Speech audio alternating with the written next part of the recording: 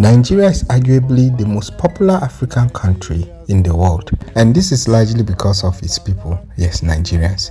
You see, a lot of interesting things happen in Nigeria on a regular basis that is sufficient enough for us to start our own YouTube channel, and I'm sure it is going to blow. Not too long ago, the trending news in the country was due to an act by a politician who goes by the name Honorable Daniel Johnson. He sponsored an amendment to tackle the brain drain in Nigeria, and this was to hold doctors for 5 years before they can be able to move out of the country. Let's hear it from his mouth. And I said, okay, maybe to give back to the society after your husbandship, before you are given full license, at least you can give back to the society within a period of 5 years. So after 5 years, you are free to go. Upon hearing this, all hell broke loose, and as you expect, there will be mixed reaction towards this. Some were outrightly against it, while some supported it, including the Honorable Minister of Health. This bill is supposed to be signed into law. And among those opposing this move was the MDCAN, an acronym for the Medical and Dental Consultants Association of Nigeria. They made a press release, and in this they raised 6 very important points that I'm going to use to react to this video. So let's just start.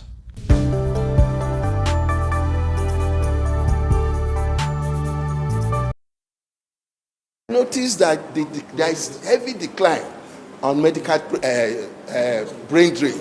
From 24,000 to now, as I speak, we have less than 10,000 doctors in Nigeria. So less than 10 doctors. I did a video earlier, just roughly a year ago, in which the statistics then available revealed that about 24,000 doctors currently working in Nigeria, and MDCN has registered 80,000 doctors right from its inception. So that means since MDCN was being formed, only 80,000 doctors have been registered in Nigeria. And as at last year that I did the video, you could watch it. It has a very detailed information about the current state of Nigeria and why we cannot meet up with the WHO requirement. We had about 24,000 doctors, and now 10,000. Wow. Yeah, doctors are actually leaving the country. They are living in their numbers. So that is alarming. It is. So I now thought to myself that, okay, let us look at our laws, what is happening. I noticed that, look, the vacuum is that immediately after husbandship, we notice that most doctors, because of greener pastures, there is a capital flight from Nigeria abroad to UK, America, and all that. Okay, let me stop there. It's not really immediately after housemanship that doctors move, especially we that schooled in the north. We're not really aware of migration leaving Nigeria like that. Most of us don't even plan to leave while we're still in med school. In the south, it's more popular. So people right from med school start planning for that. But the thing you have to understand is that a huge chunk of those leaving are not even the freshly graduating doctors. It's much of the older ones. I'm going to talk about it further down the video for you to understand why the older ones leaving is more worrisome than the younger ones leaving. Let's continue. Now, government has invested so much money in training these medical doctors. Yes, I agree. The government has invested money in training doctors. It's true. But you have to understand something. Of the 42 medical schools that are recognized in Nigeria, 17 of them are owned by the federal government and 18 are owned by the state government. That means private medical schools are only about 7. It means that the government schools contribute nearly 80% of medical schools in Nigeria. And federal government schools tend to be the cheapest in terms of tuition, while state schools are more expensive, but not nearly as expensive as private schools. And you know that nothing is actually free. For something you get at a free or a cheap price, somebody had to pay for it. Yes, so government is paying. Med school is very expensive. It is. And we that schooled in federal universities didn't really pay as much compared to our counterparts that school in other med schools, or especially the private schools. In fact, my entire med school fees from beginning till I finish is not up to the one session school fees for someone studying medicine in a private institution. Yes, so federal government actually invested a lot. And one thing you also have to understand is that for developing countries, what they do is that you take student loan. You take student loans to facilitate you being in school. Immediately after you graduate, you have to pay back. So as you're working, you're paying back your student loan. But Nigeria is not like that. We really don't owe them anything. We that are even paying, the earlier doctors or the older doctors didn't even pay. They were even chilling more than us. They were chilling more than us. And the current medical students, I heard their fees are even more expensive than ours. But still, med school is very expensive. It's true, and government had invested money in that. So if you realize, if they can now take advantage of our situation, okay, and now open their doors, because just recently in 2020 UK opened healthcare and visa to people. They were all going to UK Yeah. and US too, and Canada. So what should we do? Should we fold our arms? So now, and I said, okay, maybe to give back to the society, that is to our people, after training you. Yes, we are not saying you cannot go abroad to make your money, but if government has subsidized your tuition, okay, I mean to the tune of 40 to 150,000, the least we can get from you is that after your housemanship, before you are given full license, it's yes, before you are given full license, at least you can give back to the society within a period of 5 years. Oh, no, within a period of 5 years. No. Okay, understand is that immediately after a medical student graduates from medical school, he or she is licensed. And while they go for housemanship, the type of license they get is called the provisional license. So immediately after housemanship, they now get the full licensure. So what they're trying to say now is that I don't know the kind of license they are going to give freshly graduated medical doctors, and that will persist for 5 years. What's that? I don't know. And you also have to understand that it doesn't really solve the problem, because so far as you've graduated from a medical school, somewhere like the UK, you can pass lab and go and do housemanship and get your license. So it still doesn't solve anything per se. And then what kind of licensure is it going to be? So it means that immediately after a doctor graduates, he has to wait for 5 years before he's fully licensed. No, that's wicked. That's it doesn't no. It's not okay. So after 5 years, you are free to go. At least you've given back to the society. No. So I tried to respond. Then MDCAN, the Medical and Dental Consultant Association of Nigeria, responded to it, and they actually picked points that I just wanted to expound a bit to you people so that you understand what it means and how dicey the situation is and how this wouldn't help, especially for some of you that are supporting what this House of Rep member or what this politician was suggesting.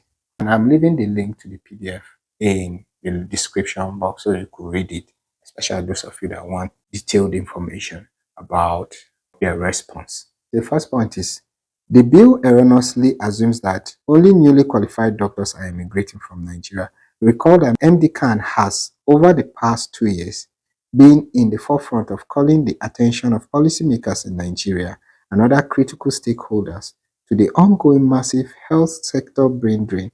Our 2022 survey reveals that over 500 consultants were estimated to have left Nigeria over the preceding 2 years. So you see, it's not just the freshly graduating doctors that are leaving. 500 consultants have left Nigeria in the space of 2 years. And it takes a while for someone to become a doctor. It means that if they now decide to implement the 5-year restriction, consultants will still be leaving, older doctors will still be leaving.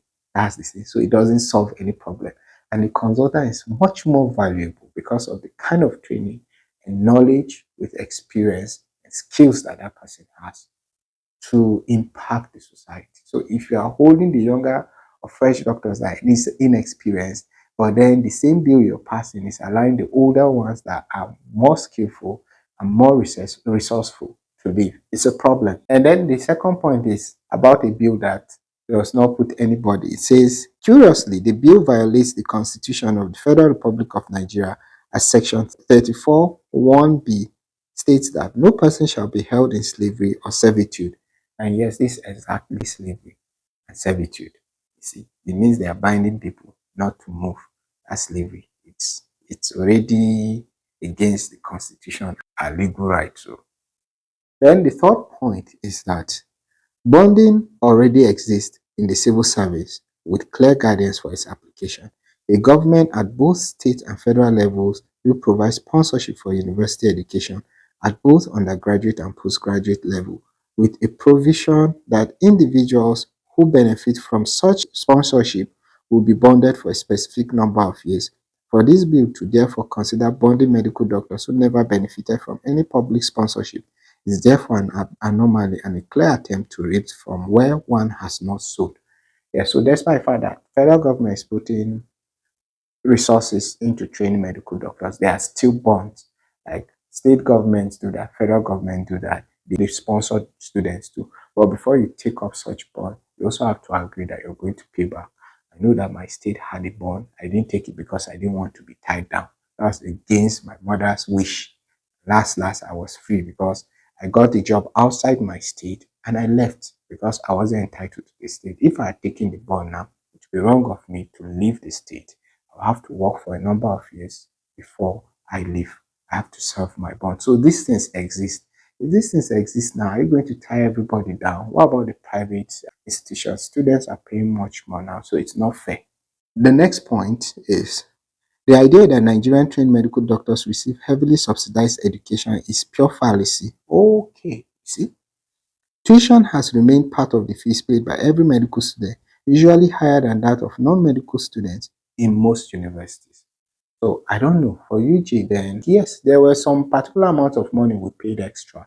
Eventually, in our later part of school, we're being forced to pay higher than other university students too. Yes. So even though it's subsidized, but if you compare those that go to state schools and those that go to federal schools, especially students that didn't even go to schools in their states, because what subsidizes states schools are the bond. So if you're schooling in your state, your school fees is subsidized and then there's further bond to that. But students from other states pay higher amount of money to study medicine. So there's no need tying them down. Actually, it's pure fallacy. A major reason for the exodus of health workers is unemployment and underemployment. This bill erroneously assumes the capacity of the federal government is to employ all the doctors for the next 5 years post qualification. This is a capacity which even the most optimistic of analysts know that the government lacks. Is the bill then trying to increase the pool of unemployed and disenchanted Nigerians? It's true, there was a research being done and a huge number of Nigerian doctors are unemployed. You have to understand that based on BMI report, there are about 3,500 hospitals in Nigeria, and just roughly 950 of these hospitals are owned by the government. That's both federal and state government.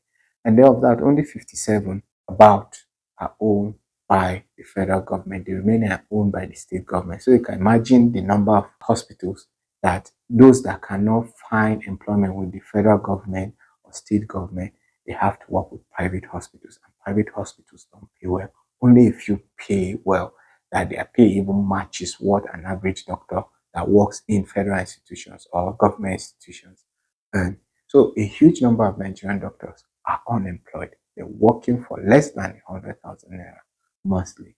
When they get the opportunity, they would leave because they have a lot of responsibilities on their head. So if you decide to keep people and you don't have jobs for them, what are you doing? That's the truth. What are you doing? Then the last point is Healthcare workforce shortage is a global phenomenon that requires international collaboration to address through well thought out, fair, and just guidelines. Hence, enacting a law to address such a global issue with a local quick fix is overkill. And that's all that the recipient nation needs to do is to review guidelines for foreign graduates to include those who are yet to have full registration in their countries, but with evidence of completing medical education. Such reviews by the recipient countries will render the proposed bill redundant while hastening the exit of newly qualified doctors. Some jurisdictions are already accepting Nigerian medical graduates with provisional registration for housemanship. Yes, I had stated that earlier. So I love how MDCAN addressed that issue. Just keeping people is not going to solve the problem. It's deeper than that.